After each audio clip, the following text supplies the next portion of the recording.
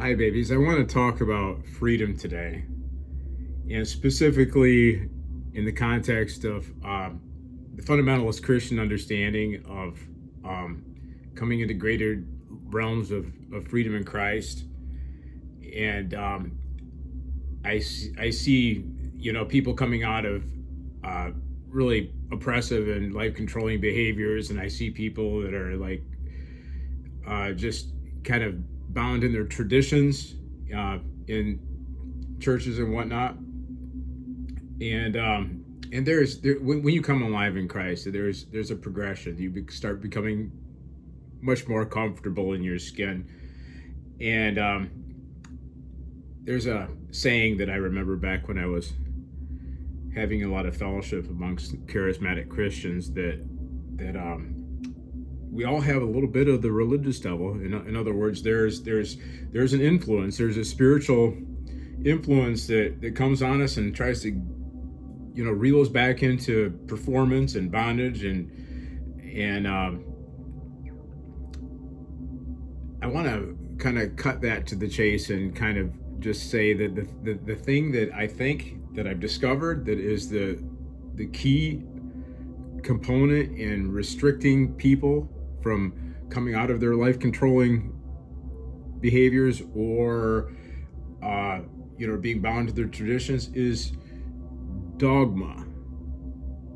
It's not a religious devil, it's a bad belief system. And if you've got a landing strip in your life because of your belief system where you're believing on faulty things that misrepresent God, you're going to become restricted in yourself. You're going to be conflicted in yourself, and you're going to be projecting these types of expectations, moral expectations or whatnot, on others. And so it's my conclusion, since I have reviewed and actually discarded some of the tenets of my what I believed. Case in point is original sin. I did a video not too long ago about original sin, and that, among other pillars of false doctrines, we're upholding kind of a support system for bondage, actually. And we host the religious devil when we entertain bad theology. And I've become pretty convinced of that. And as a case in point, I mean, there are instances and conversations that I remember in rubbing shoulders with fundamentalists. And going way back to when I got saved and I started going to this Assembly of God church in Granville, Michigan, a long time ago. And I remember the pastor at this church gave an illustration about the good Jesus as the good shepherd. He preached on the good shepherd, and he was talking about some analogy or some Bedouin tradition or some protocol amongst shepherds that when this little sheep keeps going astray and putting himself in danger of getting lost or eaten by wolves or whatnot, well, that shepherd's got to go ahead and basically graciously break the thing's legs and bring him back into the fold around his neck. And I remember a guy in that church, and this was very, very, very heartfelt. I mean, they were sincere believers. They were emotional. They'd go to the altar, and I was there with them, weeping and crying out to God, wanted to touch from God.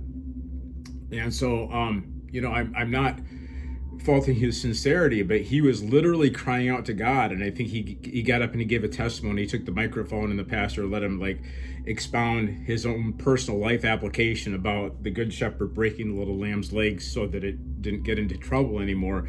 And he was literally calling out for God to break his son's legs.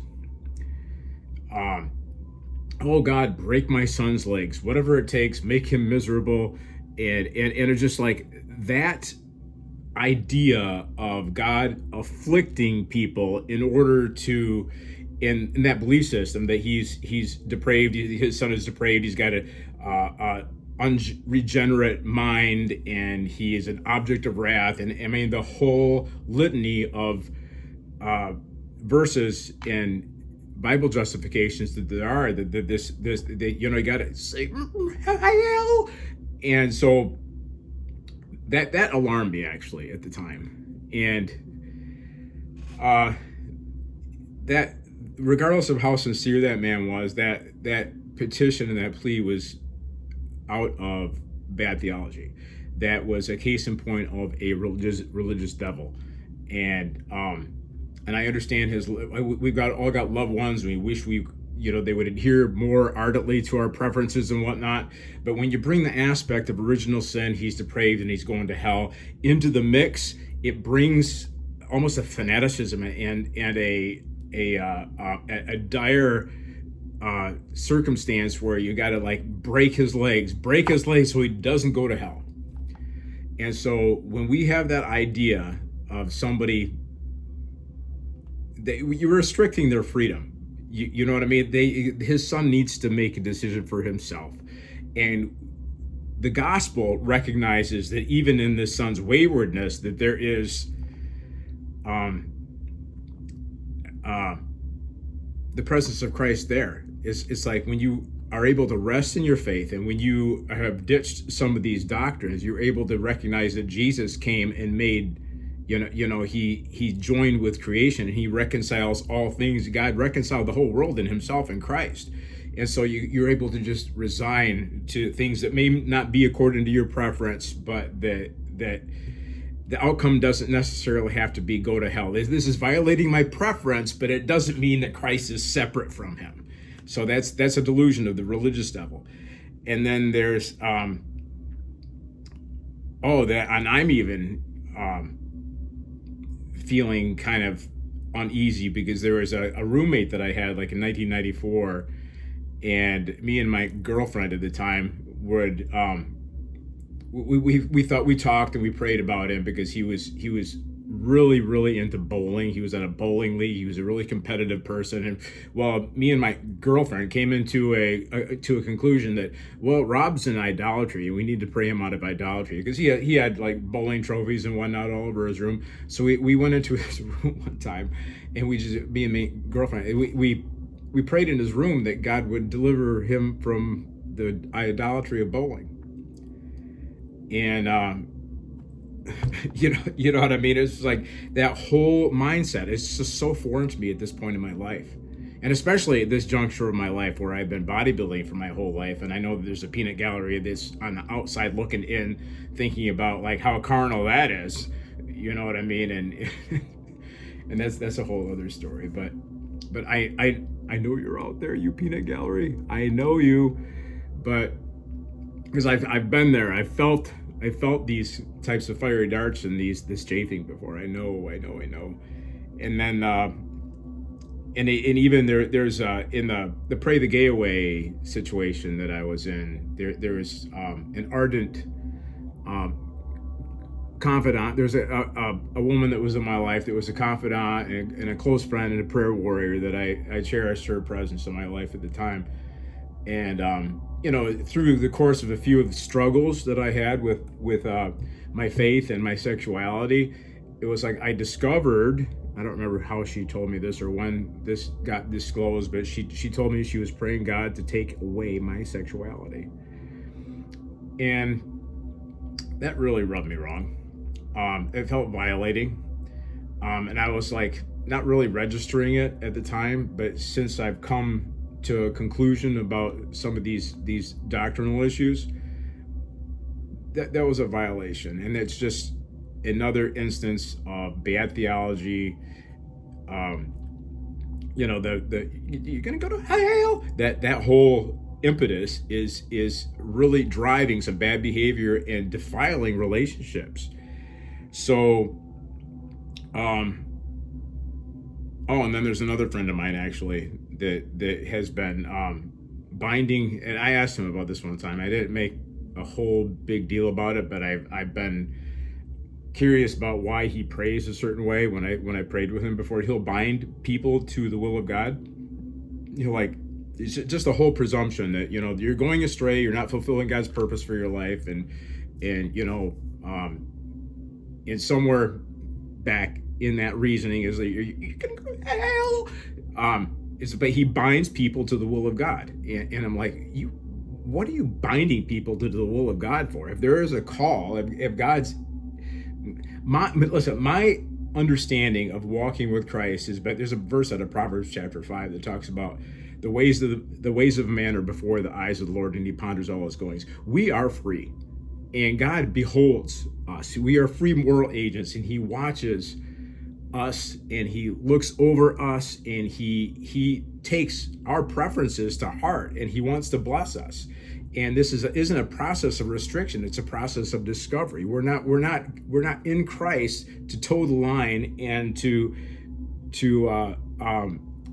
just be so rigid about adhering to community or personal preferences or family preferences. It's just about going out and discovering who we really are, having the freedom in Christ. It's for freedom's sake that we are set free, and Jesus said the truth will set you free. And it's the Lord ponders our goings, and his eyes are on the ways of a man. He's watching to see what we're going to do with all the gifts that he's given to us. It's not a narrow, like, you got to do it this way, and it's you're discovering who we really are in Christ, and that's the freedom and the beauty of it. So and this does go back to, and I just kind of wanted to unpack this. I hope this isn't a quirky segue here, but my previous video on original sin, I did want to kind of expound upon that, because there's a verse, I think it's Titus chapter 3, verse 5. It talks about we're washed by the waters of regeneration. There is an act of regeneration that occurs. And so my outlook on original sin, my outlook on how I'm viewing myself, having had my spiritual experiences, looking at others outwardly, regardless of what experiences they've had, maybe they've been through something similar that I have, or maybe not. Christ is meeting a lot of different people in a lot of different ways, out of in context completely off our grid, and we have to give an allowance for that.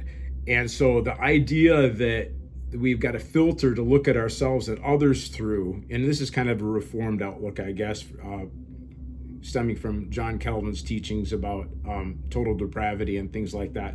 It's like we become regenerated at a certain point in our life. It's like we aren't regenerated at one point, and then we are regenerated at one point. We are not born again at one point, and then we are born again at another point.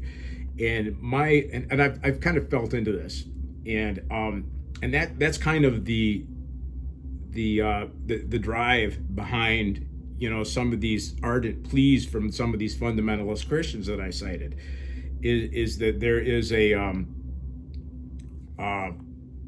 really just a stark contrasting filter about who's in and who's out. And so I've been regenerated. My understanding about what regeneration is totally changed. I've been transformed by the renewing of my mind. But the further that I've walked in Christ, I can no longer look through that filter at people, in that fundamentalist filters, and the he's out, he's in, he's out, he's in. And he said, this person's regenerated, this person's not. And it's like some people have experienced the washing of regeneration, and some people have not. And so what this comes down to is my elder care years. I cited Galatians chapter 2, verse 20 a lot during my elder care years, when I was beyond myself, where I was performing things I didn't know that I could do. It was beyond me. I was in over my head, taking care of elder care needs for my family and my mom and dad. And when we say that, I no longer live, but Christ lives in me. It's no longer I that lives, it is Christ. So what is the I? What are we talking about when we talk about an I? It's like, is that who I was before I was regenerated? And so then we presume that I, who I was before I was regenerated, in other words, that I'm no longer in the picture. It's Christ utilizing my members, my faculties, and my strength and my wits in order to perform these tasks for my parents. It's no longer I. It literally was Christ in me. But what does that say about the I? I mean, we have a false identity. There's things about us that we haven't discovered yet. Does that mean that the unregenerated self, that my former life was literally an object of wrath, that needed to change? It was no longer I, because we don't want that I to come along, because we are, let's see, what's the word I'm looking for?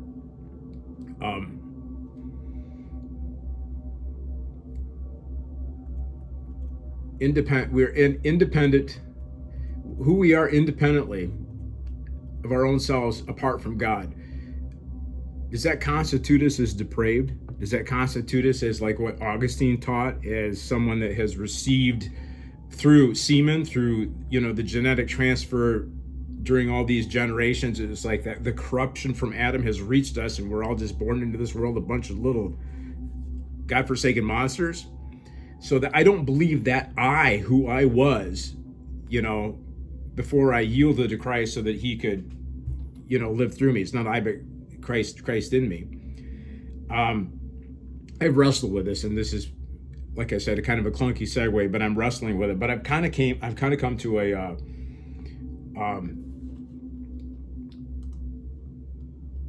some sort of a resolution here, and because of Psalm 139. 139, and it's verse 16.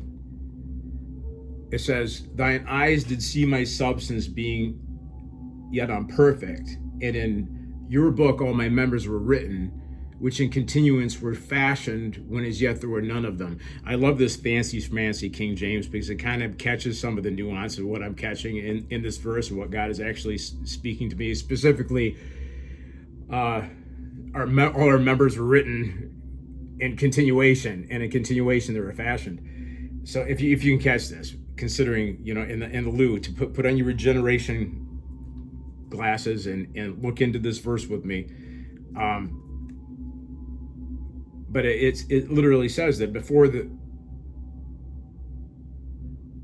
your eye saw my substance being yet unperfect. In other words, our inception, our beginning. I will praise you, for I'm fearfully and wonderfully made, as are all your works, and my soul knows that very well. My substance was not hid from you, and I was made in secret and curiously wrought in the lowest parts of the earth.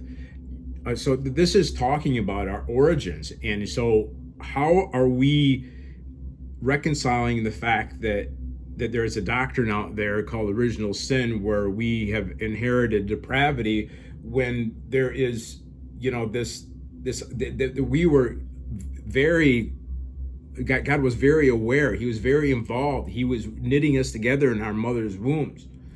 And so how does that reconcile with the idea of regeneration, or before regeneration, we were inheritors of original sin, which made us God-forsaken monsters headed for hell? So when it says, he sees my substance being yet imperfect, and in thy book all my members were written, which in continuance were fashioned, when as yet there were none of them. And so I want to get that in a different, let's see, I got another Bible. Yeah, here we go. I'll read that in a different version, but I want to keep the idea on the part where our members were fashioned in continuance. And see, I think this is the English Standard Version here. Hold on a second.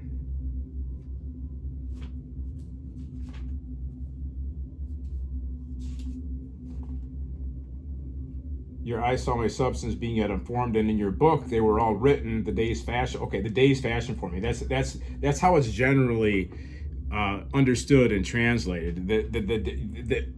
Before the foundations of the world, God created every day that we should fulfill whatever his purpose is in for it when we awake, and then we go to bed, and it was just what he did. He had intended from before the foundations of the earth. And so your eyes saw my substance being yet unformed, and in your book they were all written, the days fashioned for me, when as yet there were none of them. But in the King James, it talks about, in your book all my members were written. It doesn't say my days were written. It says my members were written, and in continuance were fashioned. So think of that. It's not drawing from eternity to establish something linearly in a day, saying this is what God's creating for today, and this is just prescribed or whatever. It's talking about my members were written, which in continuance were fashioned. And so there is an idea here of continual refreshing. It's like not an idea of that I'm regenerated now, and 5 minutes ago, before I was regenerated, I was depraved and heading for hell. And that evidently for people that fall into that lot, according to bad theology, that verse doesn't apply. But that my members were written and a continuation were fashioned. So what regeneration appears to be is just a continual refreshing. Every new moment, every new day, every instance, every happenstance. It's like we're continually renewed in our plan, God's blueprint, God's intention, his poem. We're created in Christ Jesus as his masterpiece. We're created in Christ Jesus to do good works as his masterpiece. And these were all fashioned in continuance from before the foundations of the earth. So it's just like you're drawing from heavenly realities, and you know what's written in your scrolls, and you got a destiny, and it's the regeneration is happening continually. I've got a torn tendon that was just repaired in my shoulder.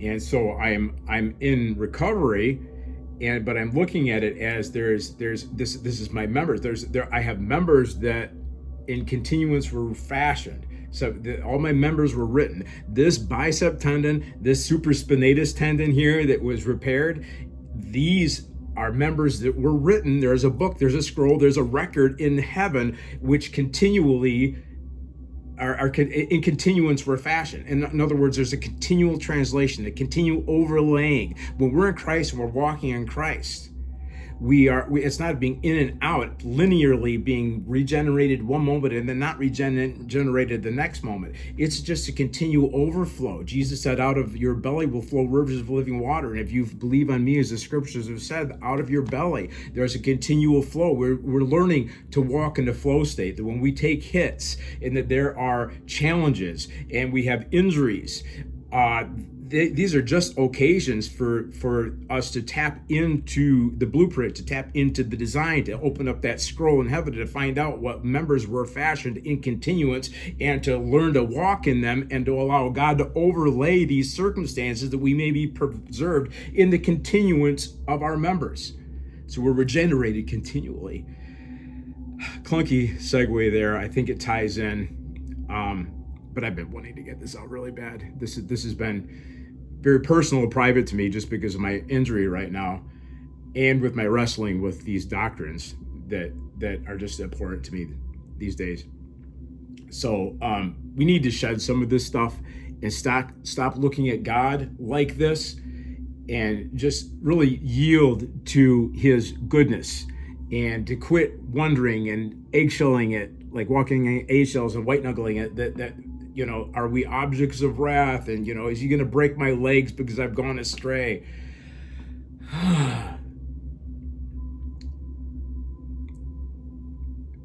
He'll regenerate those legs. But I defy you to lay the blame on God that he's the one that broke them. I defy you.